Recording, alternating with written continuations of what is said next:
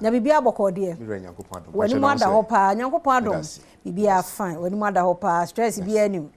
eno ano no padaroma de wona nanom ebo a wo bra wo ya abofra wo de anyina wo nso di so no yentie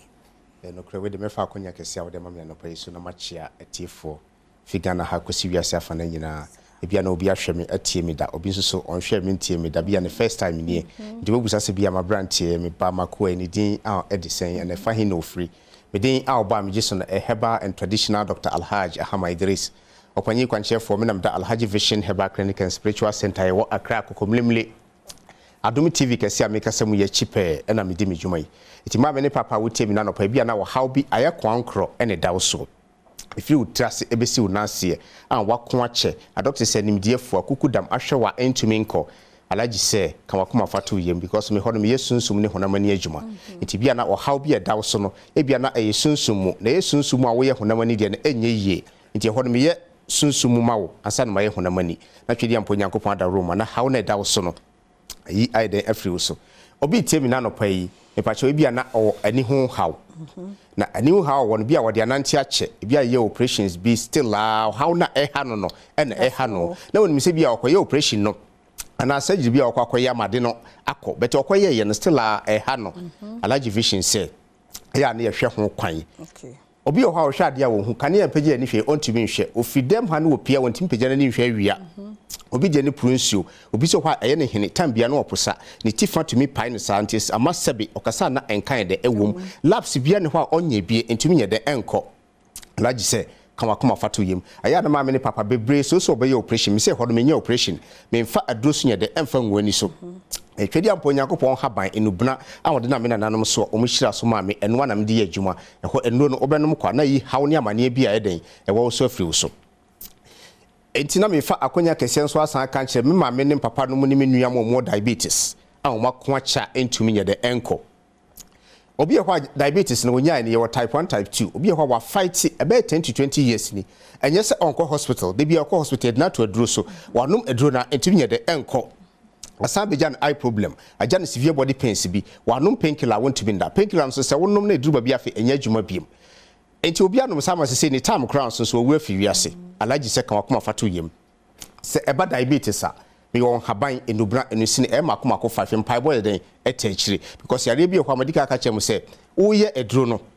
se wan fa mpai boy etechire de wo ye nyina wo ye kwa nti Alhaji se ma me ne papa wo temi na no pai wo diabetes abeja wo eye problem aja wo severe body pains wo da wontumi na osisi wo da na obesore na ye diama wo nsane no na no aye otititi kan wakoma den efatu yem obi so temi de ne BP ya account ni timi ase BP ni eduro edi enti na BP ni eduro medika aka cho sade ni bia ya to e wo sunsum efie agapade bi ehun nti ya to BP amawo wajuma bia wom ahoye anti ya to BP dia to so se obewu na wafa opposition na wo no Alhaji se no doctor se nimdiefo no ombehwe ama onuanom ya de obetu ndo so entimi ye de enko oba mehwe ho kwan a na mama waduro me ma wo sunsum de na mama honamani de inshallah o hawne da so na beko obi tem na no pai awo ho na ye de ama no ware ye no about 5 to 10 years ni I want to me ma afina bamu eden abu Alhaji se kan wakoma fatu yem me se etimi yi wa wode sunsum ne de ahye bola so na me won haban bia edom aka chose ya me sori ahomachen 130 ade ye fasa haban ne obola so ye fasa haban no a maka chose baifo ni tumi e wala Alhaji Vision Herbal Clinic e bia maka chose minim de meka e na minim de mitumi ye e na minim de meka bebre ne yesiwa mo awo ho kwan aware bia akoye nti no yakoto fibroid atu so yesiwa wo ho kwan nti oba waba mu eden abu osi aware amekoye nti be ba be wu afiri bebre awu afiri wiase obro mu tam so ye aware boni bia o eden okoye nti no empanifo bu ye bese sa wo kwa aware ede bisa betenam se ye musa oni oba ne kohia babia party bia se awse o meya wedding ne hwa sorry ya na okoshe ne ring wan hwe yi a be ma ne wadwuma wo ye nyina wo sika sem nyina betima be basa wabra bo be sei because one musa na we den okoye like say kan wakoma fatu ye me ho me spiritual checking into how ne amane bi da so scatter on sem na hye wodam anansitin ta na echichi wo woda wo soso da ye basabasa promise and fail ene hawo anantwie obi ho woda wo so da na anantwie pam no edioma pam no ya break ye de ensa to no so break entumi nko Alhaji say how na edawo so no se wa anya ho kwan na se o break sa anya adwuma Alhaji ebre bia me ka chem sa akwete se wo kokuma sita na ma shaman wo be bra ansa no wa den wako obi so tie me na no pa bia stroke aka ne dish na store stroke no kan no wanum no be 10 to 20 years ni entumi ye de enko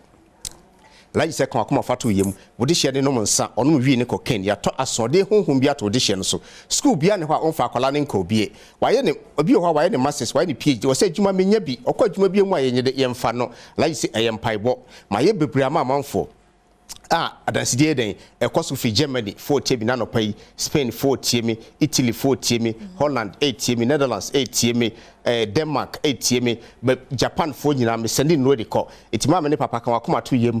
ebia wo akwantiom ho wo de eye problem diabetes be ma nya adwuma yie ebo ne tim ko na sini trase oba bia akofa ne nti ne yakun be ma osunsumu oba ma ne nya adwuma like wanum ndro bia entimi nya adwuma like se kan wakoma fato yem ene emrantie no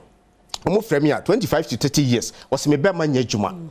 because sabi odi oba be share chiso afa aduro bi ansa sa aduro so wo fa na aduro ba bi afa nya adwuma biem shaduro ye kutami sa wo ya branch bi na wo tie mi na no pa ya maka cho sa aduro ye kutami eyen haban enubra enusini e makoma ko tere na me dia ye na wanum na eye obema ne ho adwuma no etimi ye osisi mo adwuma eye osisi mo adwuma etimi sa ye wani ho eden adwuma enti kan wakoma fato yem oba bi tie mi na no pa na wo dia no aye den oni be ma hia na nsuo na saba nti opa wo wonya bi nsuo na ekofo me akola na saba bonti tie bede ne wawo maka cho sa eye koko na hawo koko yareboni obi tie mi na no pa koko hu hawo nti oja na ya emoja nko a ama na nsuo ne bisi e no wantan ani wo ha ye kan e fa ye koko na bre bia maka cho se broni ni koko adro ya abibidro so wo ya eye amamre ne amane pinti asase na wo kwenti habane ye mfa ne kwa e de ye mfa nya adwuma kwa Alhaji Vision say so your ba ne asi wa wo ho kwan koko susu na hawa ama wa wo ho kwan asi wa wo de na no aye din woni be ma hia nsuo na san ba wotanya constipation wodidi no be na nsa ontumi nja wo nan nti ya na ama wo honam ye de ehihyew lai se kan wakoma fato yem koko yare boni koko hanipa koko titi nipa bebre kan wakoma fato yem se ba koko hu hawa koko de aja severe body pains ajaw eye problem waist pain akun bema kan wakoma fato yem so pe koko no papa bra koko mlemle Adom TV dan kese nachi e bia na wantimi amfa number no screen na ni mama me mbo number no so ne sanfa number no 0242 812 426 0242 812 426 and 0558 58 4559 0558 584559 and 0502 187 178 but obi tem na no pai ebia na owo akomayare bi maka chem se sa akomayare na owo no aminu anoma doctor sanimdiefo ahwew labia ne ho a wonye bie wakoma no entumi nko Alhaji Vision ka chem se enhaban no ebrebia ya meka kire mo ye odi utie wo ya eye adwuma we eya akoma nko ho adwuma ya na ebinim ton abiduru a omisi Alhaji omisi aduro ba akon wase eye koko aduro ba akon wase wo haya wo ya da bi media de entisa we eye akoma nko ho adwuma ye de fra pie hone so me obi ho because me obi ade bia me ko ram enti nye de ya hyehye form de ya sa ne omane bi me papa wo ho sa wo de fra sa ade we na sa wo tafra inshallah me waduro bi ho de beka ho wakoma na eye wo ya a entumi nko ebeku afri wiase obra wo time so inshallah ebeden ebeko obi so tie mi na no pai ono de no bi a na wo akwala bi ana panyini kro bi a wo de panyi to ba bi na ne refi awrafie honhom ne wo no so nti akwala no so school what class ye che na de ne refi nti ebede no ho ade school fees akase na wotua kama kuma fatu ye we so wo ho aka to sen haba ne ebia wadwuma eye ye de de sunsu mo adwuma ye de yefunu ye wo ya eye adwuma ane ye wo de ye ejuma bia nti we se na yesa ejuma no obi arafie honhom wo no so eche na dia onhu inshallah eno so oba ya be ho ejuma ma Alhaji Vision ka we nyina bu maka chem se e fine na be hu Alhaji Vision kokomlemle nti na no pa bia na utie me wo tema